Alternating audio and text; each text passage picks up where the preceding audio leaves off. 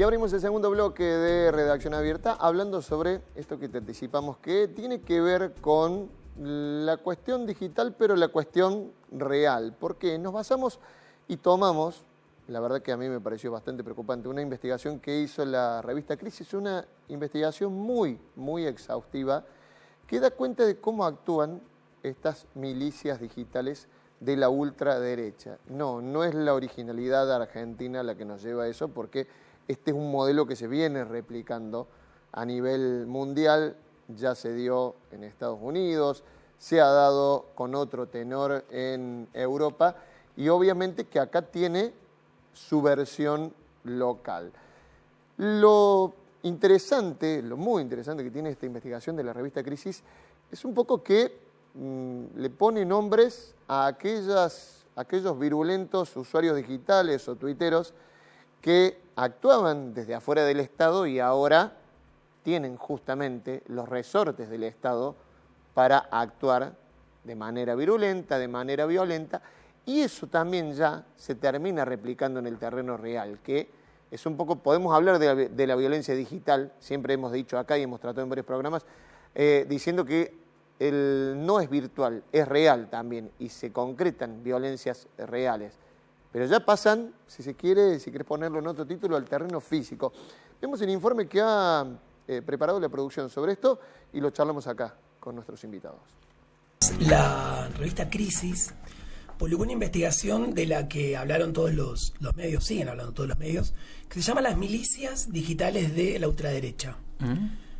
¿Y por qué hablaron de esta nota? Bueno, porque revela el apellido y nombre de aquellas personas que están detrás de los ataques a opositores en redes sociales, incluso desde la estructura del Estado, pero incluso traspasan el mundo digital y la intimidación llegó a ser física en la vía pública.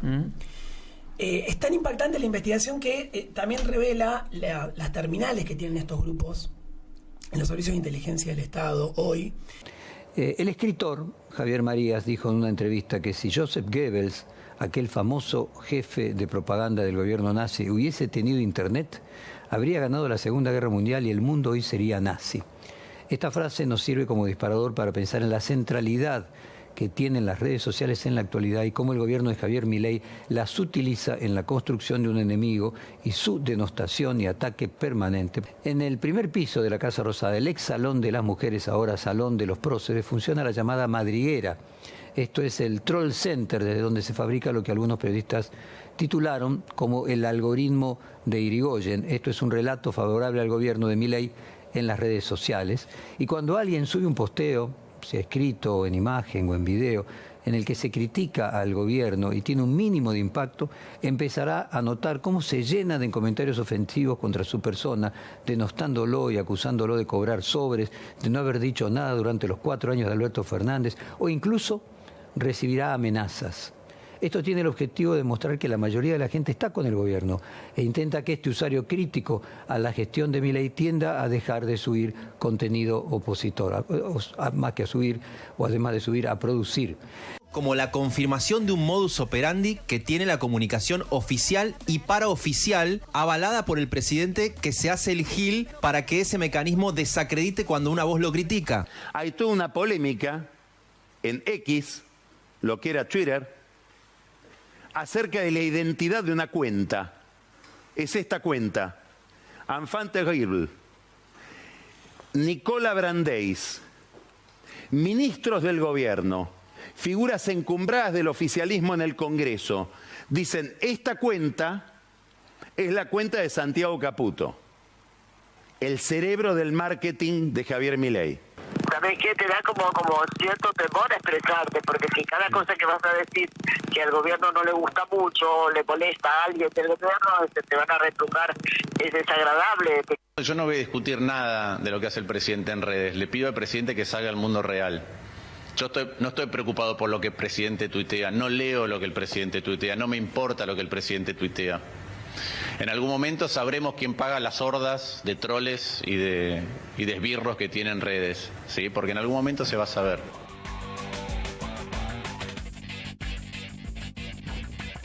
Punto interesante que toca el diputado Lustó, el senador Lustó, que va justamente, o se quedó creo que con la presidencia de la comisión la bicameral, que tiene que aprobar los fondos para inteligencia e incluso monitorea la actividad de inteligencia, pero varias cosas para tomar. En el informe ustedes vieron, digamos, tenés toda la paleta de expresiones mediáticas, Mirta Legrand, Fontevecchia, la gente de Radio Con Voz, y sin embargo te dicen todo lo mismo, ¿no? Hay una estrategia digital de este tipo para amedrentar directamente a quien ose criticar al gobierno nacional. Uno podría plantear, bueno, una estrategia digital para conseguir consensos, pero ya lo de los ataques va un poco más allá. Marina, ¿cómo lo ves vos? Va más allá, tiene razón Mirta. La verdad que estoy con ella en eso del miedo. Me parece que todos tenemos que tener miedo. Ahí en el informe aparecen varias cosas. Por un lado, la manipulación de la realidad mediante noticias falsas, que es un eje, pero por otro lado aparece el doxeo, que tiene que ver con esto de utilizar los datos personales para hostigar a una persona y amenazarla por la vía digital primero y luego también por la vía real. De esos casos ya están habiendo algunos ejemplos dramáticos en Argentina, que todavía no han terminado en muertes o en cuestiones mayores, pero me parece que es algo que hay que alertar porque combina justamente una desgracia, como es un espacio público, que es la calle de las redes sociales, con la intimidad y con los datos más privados de una persona que solo los tiene, bueno, en este caso la CIDO, la Agencia de Inteligencia o el mismo gobierno. O sea, se están utilizando datos confidenciales que son de uso estatal, reservado, para disciplinar políticamente y también disciplinar a la sociedad y disciplinar los modos de convivencia. El antecedente que cita Fontevecchia en Goebbels no es menor. Me parece que hay que atender a eso porque es cierto que en este régimen también está otro elemento que aparece, pero más solapadamente, y que quizás Marcelo nos pueda aportar ahí sobre un montón, que esto también constituye subjetividad, que esto también forma sujetos, ¿no? Entonces también hay que pensar que la figura del troll no es necesariamente un empleado pago en casa de gobierno, hostigando por redes, trabajando para un servicio, sino también empieza a calar en el conjunto de la sociedad y cualquiera puede tener su componente banal, su componente troll en la forma de tomarse acríticamente aquello a lo cual está expuesto cuando se expone a las redes sociales. Y una última cosa es que a veces decimos redes sociales implicando un conjunto social, implicando una masividad, implicando una multiplicidad, como si fuéramos todos los que estamos ahí. Y no, en realidad quienes apalancan que ciertos contenidos sean más o menos virales dentro de las redes sociales son los empresarios, los dueños de las redes sociales. Las redes sociales es un espacio privado que tiene inversores, que tiene empresarios detrás y que esos empresarios son quienes están también forjando que un contenido u otro se sobreponga como viral en esa calle virtual. El nuevo Dalit de la libertad ahora, que se llama Elon Musk porque permite todo el contenido de ultraderecha y cuando le piden explicaciones retira sus oficinas. Ya vamos a tratar el caso de X o Twitter en Brasil. Marcelo, ¿cómo lo ves vos? Bueno, por supuesto que lo que llamamos redes sociales es una novedad enorme en términos de lo que podremos llamar la constitución de una nueva cultura política, es cierto, ¿no? Probablemente esté reconfigurando muchas subjetividades, modos de acceso a lo que es la vida política, pero tal como aparece ahora en esta operatoria, y creo que también acuerdo con la cita que se hizo de Goebbels, en términos de los objetivos políticos es algo muy parecido a lo que hacía el fascismo, ¿no? El fascismo es la persecución, la identificación, el tratamiento personalizado de cada caso que se consideraba enemigo del régimen, su sometimiento al escarnio público y eventualmente luego el ataque físico y finalmente la desaparición o el confinamiento de un campo de concentración. Bueno, no es casual que algunos autores hablen de estas derechas como derechas postfascistas, o derechas 2.0, ¿no? Creo que se conecta bastante. No tienen el formato clásico de los fascismos de mediados del siglo XX, ¿no? No se movilizan tanto en la calle, se movilizan a través de esta nueva herramienta tecnológica, pero en líneas generales uno podría decir que en relación a lo que ellos catalogan como el enemigo político, tienen un comportamiento bastante similar ahora a través de este nuevo recurso tecnológico.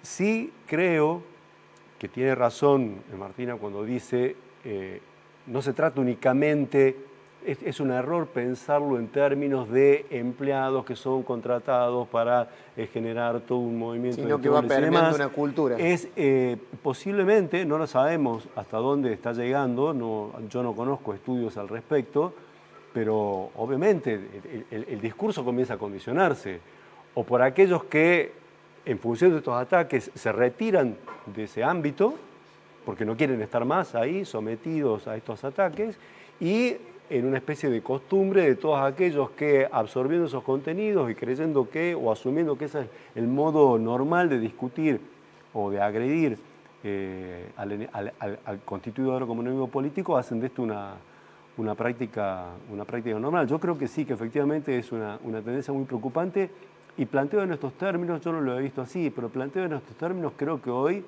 muestra el costado más antidemocrático del gobierno y más peligroso en términos de la calidad y de la continuidad del sistema democrático hoy por hoy. Como una tendencia lo veo algo terriblemente peligroso. Vos sabés que, volviendo a lo que decían de cómo va permeando la cultura, lo que hace, digamos, en aquellos usuarios que empiezan, digamos, a replicar esas formas, lo interesante también que muestra el informe, digo, para ponerlo, y le voy pidiendo unas placas a la producción que creo las vamos a visibilizar. Vamos a frente, mira, que es parte de este informe de la revista Crisis, que te da cuenta, mira, de lo que justamente decíamos, en donde hay una estructura atrás para realizar esto. Nuevas formas de violencia paraestatal. Comienzan como ataques en redes, pero derraman hacia la realidad. Es un poco lo que pasa este informe. Fíjate en la segunda placa, porque cuentan un caso real, ¿no? En este caso, la cuenta antiponcista. Fíjate que dice, comenzó a publicar información sensible cuando asumió Javier Milei. La segunda placa, a ver, ¿qué es lo que publicaba Antiponcista? Para que lo sepamos. Antiponcista pidió una lista de ingresos a la Casa Rosada y ahí entraron a ver que eran toda la horda de tuiteros furiosos que tenían ingresos a Casa Rosada y que se supone, porque tampoco hay información que se confirme, tenían muchas y aceitadas reuniones con Santiago Caputo, el asesor en las sombras. Esa cuenta antiponcista recibió el 13 de marzo este doxeo, como explicaba recién Marina, que te hacen que es empezar a publicar tus datos, hacer un raconto exhaustivo y tirar toda tu información en la red. Publica los datos de la cuenta antiponcista y 3 fotos. Seguidamente, un repartidor de Mercado Libre en el domicilio de esta persona. Ya no estamos hablando de que es un ataque por redes. Le entrega un bol con tierra a gusanos y le llega un mensaje que le dice que si no frena con las críticas, él va a terminar en la tierra con los gusanos. Y esta es otra práctica que también te habla de una organización que hay detrás y que es bancada con plata. ¿Por qué? Porque es una práctica que se realiza para podrir la cancha, podríamos decir, a la gente que en su domicilio le citan a gente publicando anuncios falsos. Por ejemplo, Marina va a regalar una heladera o una cocina. Entonces se le junta gente en la casa y la empiezan a insultar porque dice, me hiciste venir al vicio, me hiciste contratar un flete y al final, ¿qué pasa? Dice, no vas a regalar esto. Bueno, eso es parte de esa investigación que la queríamos citar, las milicias digitales de la ultraderecha, en donde te habla de que ya hay una organización. Vos rastreabas, decían, ¿quién mandó ese paquete de Mercado Libre a un domicilio? Hay otra persona que recibió un patobica en la casa de su madre, amenazándola y diciéndole que frene con las publicaciones, ¿no? Eso ya te habla de un nivel de organización y el tema que nos seguimos preguntando, ¿quién banca eso, Marina, no? Bueno, ¿quién banca? Creo que hay que preguntarse en realidad cuando uno señala las redes sociales, vuelvo a decir, señala un abstracto, entonces creo que conseguir tantas cuentas registradas que cuando uno les hace un zoom no parecieran ser una identidad verificable, sino aunque tengan la tilde celeste en el caso de Twitter, bueno, da a entender que ahí hay una habilitación y una autorización a registrar cuentas que en realidad son cuentas bots o cuentas trolls o cuentas falseadas, ¿no? Entonces, sin lugar a dudas, hay un responsable en el dueño de la red. Ahí ya tenés una primera responsabilidad. De ahí para abajo, por supuesto, hay un montón de intermediarios. Pero la relación que más nos tiene que preocupar es que esto no refleja una lógica victimario tan clara, sino que en el medio hay una serie de grises que son los verdaderamente preocupantes. Y te voy a citar un ejemplo, porque nosotros acá estamos poniendo de alguna manera a los victimarios, identificando el informe, que lo recomiendo enfáticamente leer, el informe de la revista Crisis, que está muy bien hecho, que cuenta las 3 olas que tuvieron de milicias digitales de este gobierno desde antes de ser gobierno, con nombres propios. Bueno, eso es una identificación muy clara de los victimarios, pero y también, por lo tanto, de las víctimas, como es el caso del titular de la cuenta Antiponzi. Es interesante que se llame Antiponzi, porque además acá hay una lógica muy similar a la estafa piramidal, que tiene que ver con que en algún momento, si vos querés dejar de ser víctima, tenés que pasar a ser victimario, como pasa en las estafas. Querés dejar de ser estafado, tenés que empezar a estafar. Y ahí empieza lo que se llama la cooptación, ¿no? De esta lógica empieza no solo a permear en el sujeto, sino que el sujeto también transa por su paz mental, por su seguridad personal o de su familia, transa algunos acuerdos y probablemente esos acuerdos sean bastante inescrupulosos, ¿no? Entonces también... Bueno, en este caso lo que dice el informe, me faltó contar esa parte, Marina. Terminó preguntando el titular de esta cuenta, che, ¿qué quieren que haga? Claro, exactamente. Bájate. Y recién Marcelo hablaba de los totalitarismos. A mí me recuerda mucho los consejos judíos administrando las cámaras de gas, ¿no? O sea, eligiendo a quiénes van primero y quiénes van después. Hay una cuestión muy compleja ahí en la cooptación, donde te voy a citar un ejemplo muy claro de un ciudadano que era un pusilánime, un tipo banal, que no tenía muchas ideas en la cabeza, pero que idealista, que quería hacer algo, es Sabac Montiel. Sabac Montiel es un tipo que el discurso de odio le entra como bala y lo termina llevando al acto. Y no necesariamente pertenece a una estructura de gobierno, de la CIDE o del troll center de gobierno. Simplemente un ciudadano de a pie. ¿No hay una estructura ahí atrás? Por supuesto que sí, claro. Por supuesto que sí, pero en él mismo lo que juega es su banalidad y su poco pensamiento acrítico. Claro, el ejecutor es el que va... Exactamente, digamos, es el pusilánime de turno. El pusilánime de turno, ¿no? Por supuesto, hay una cadena de instigaciones por detrás muy peligrosas, muy peligrosas, pero me parece que donde está el mayor riesgo, porque justamente de lo que más estamos atentados es que nuestro entorno sea banal en ese sentido, nuestro entorno sea acrítico. Y ahí hay una diferencia respecto a principios del siglo XX y lo que pasó con los totalitarismos. Es que la delación, como práctica, ya no necesita de grandes gestores de listas de personas ni nada por el estilo. La delación se da per se por tu propio perfil en la red social, claro, por tu propia manera de expresarte, por tu propia vida pública. Por eso digo que hay que tener lo de Mirta Legrand en presente, porque si ella, que es una figura pública, tiene miedo, ¿qué puede pensar un militante de la Cámpora? ¿Qué puede sentir una feminista de 16, 17 años que va a la escuela con el pañuelo atado en su mochila? Totalmente, para tenerlo en cuenta. Me queda un minutito, Marcelo, si querés aportar algo. Y yo creo que esto tiene que ver con lo que el gobierno quiere hacer con la inteligencia en el país y los 100.000 millones de dólares de gasto discrecional que intentó aprobar a través de decreto y que esperemos que el Congreso efectivamente voltee.